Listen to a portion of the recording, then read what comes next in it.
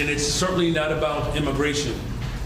This was about a show of authoritarianism. ICE agents chased people outside of a homeless shelter on the south side and then caused a car accident on the west side. Immigration agents put a young black man in a chokehold on the side of the street in East Garfield Park. We have a rogue, reckless group of heavily armed masked individuals roaming throughout our city that are not accountable to the people of Chicago. Their actions put all Chicagoans at risk. We need ICE out of our city. Today, we are signing an executive order aimed at reining in this out-of-control administration. The order establishes ICE-free zones.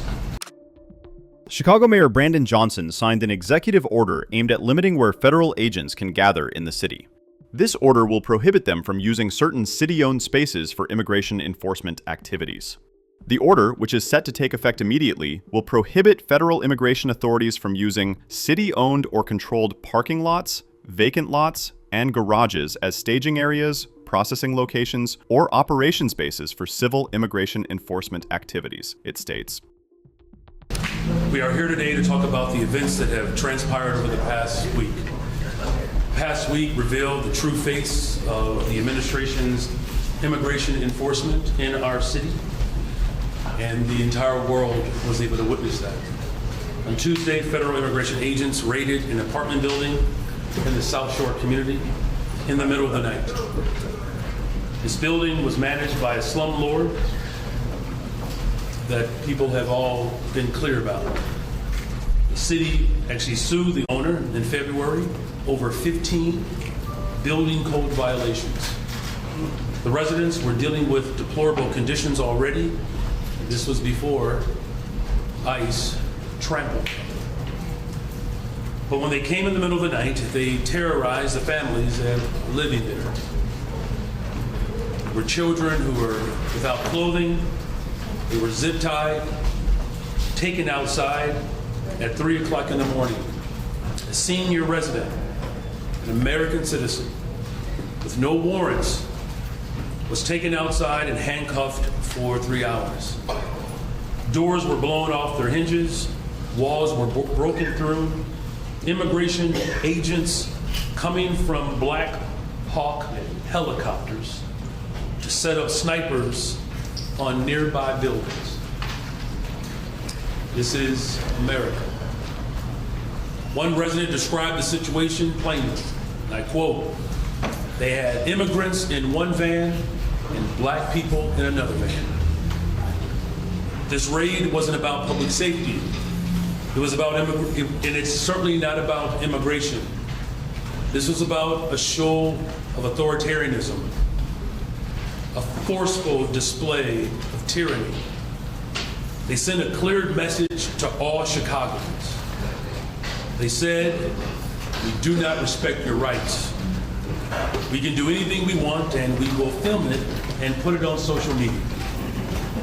The very next day, ICE agents chased people outside of a homeless shelter on the south side and then caused a car accident on the west side. Immigration agents put a young black man in a chokehold on the side of the street in East Garfield Park. Witnesses, one of which you will hear from this morning, bravely filmed the interaction, eventually leading to this person's release. On Friday, agents dispersed tear gas in the middle of a busy city street. Chicagoans were hit with chemical agents while walking their children home from school. A couple ran from tear gas with a 2-year-old child in their care. Agents went into the Humboldt Park Health Center and detained a sitting elected official, Alder Jessie Fuentes, of the 26th Ward, because she simply requested to see a warrant. On Saturday, they escalated even further by shooting a U.S. citizen. They claimed it was defensive fire, but frankly, we cannot trust anything that comes out of the administration. It was only a few short weeks ago that they claimed officers were severely injured in the killing of Mr. Villegas Gonzalez in Franklin Park. A Sun-Times investigation found that the agent said on a body camera footage that it was, in fact, nothing major. We have a rogue, reckless group of heavily armed masked individuals roaming throughout our city that are not accountable to the people of Chicago. Their actions put all Chicagoans at risk. When protesters confronted federal immigration agents in Brighton Park on Saturday, they were met with pepper balls and more repression. CPD responded to attempt to de-escalate the situation, and ICE tear gassed our police officers. Let me be clear. Tear gassing women and men who serve as Chicago Police Department officers is not how we make our city safer. I'm calling for a full investigation into this incident and into all of the brutality that we have seen over the past week. They are taking police resources that should be in our neighborhoods, serving Chicagoans, and diverting them to deal with the chaos that they are causing. We need ICE out of our city so that we can continue to focus on the strategies that have been working to drive violent crime down. These actions tell us simple truth. If we allow this administration to take away due process for anyone, we will allow them to take away due process for everyone. They told us that this was about the worst of the worst. In reality, they are going after anyone who objects to families being ripped apart and community members being disappeared. ICE lies and people die. We cannot allow this to continue. We must take action more drastic than what we have taken before, because what we are seeing is a more radical attempt to undermine our democracy. And today, we are signing an executive order aimed at reining in this out-of-control administration. The order establishes ICE-free zones.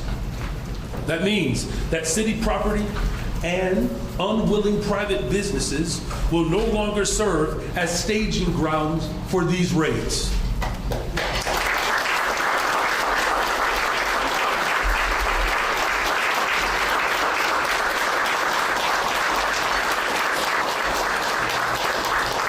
Our school parking lots are not for ICE to load their weapons. They are for Chicagoans who drop their kids off to learn. Our libraries are not for ICE to prepare for a raid. They're for Chicagoans to read and relax. Our parks are not for ICE to set up checkpoints. They are for Chicagoans to play and enjoy. Private establishments can partner with us to make it clear that private property is private property, and ICE cannot enter establishments without a valid warrant. Private entities may voluntarily choose to display signage to designate their property as part of a citywide network of community spaces that stand together in affirming the safety, dignity, and belonging of all of our residents. By extending this protection beyond city-owned land, the order builds a broad civic shield that limits the reach of harmful enforcement practices. It strengthens neighborhood solidarity, and it reaffirms Chicago's role as a welcoming city. The fact is, we cannot allow them to rampage throughout our city with no checks or balances. Nobody is above the law. If we break the law, you should be held accountable. If Congress will not check this administration, then Chicago will.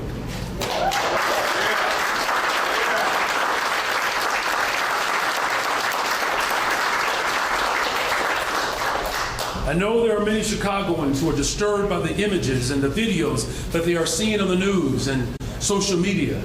There are many who are scared and shocked by what they are seeing. The truth is that we are at a tipping point. This administration is trying to divide us and pit people groups against one another. They want to divide and conquer.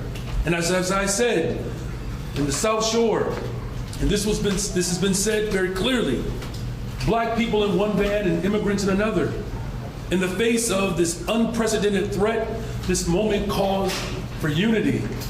Black, brown, white, Asian, young, old, north side, west side, south side, we must all pull aside our differences and defend one another, because if we allow this to continue to be unchecked, by the time we realize what's happening, it'll be too late. And this executive order is a step towards accountability, and it's calling for the basic rule of law. In the coming days and weeks, we may be pushed, if not forced, to take even more dramatic action if this administration continues to escalate and provoke our people. In closing, last night I spoke with the governor.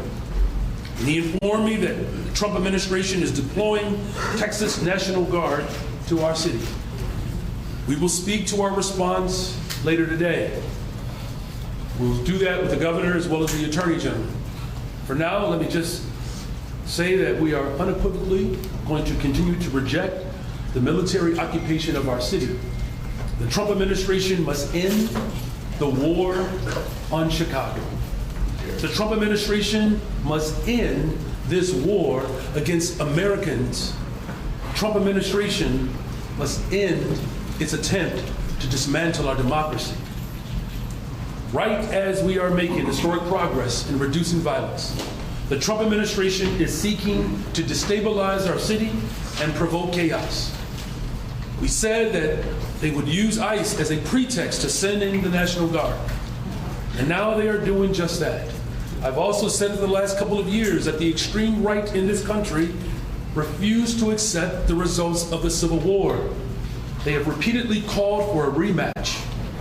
But in the coming weeks, we will use this opportunity to build greater resistance. Chicagoans are clear. Militarizing our troops in our city as justification to further escalate a war in Chicago will not be tolerated. The past teaches us that just because we are on the right side of history, that doesn't mean that we will succeed. It's going to take courage and determination, bravery, unity.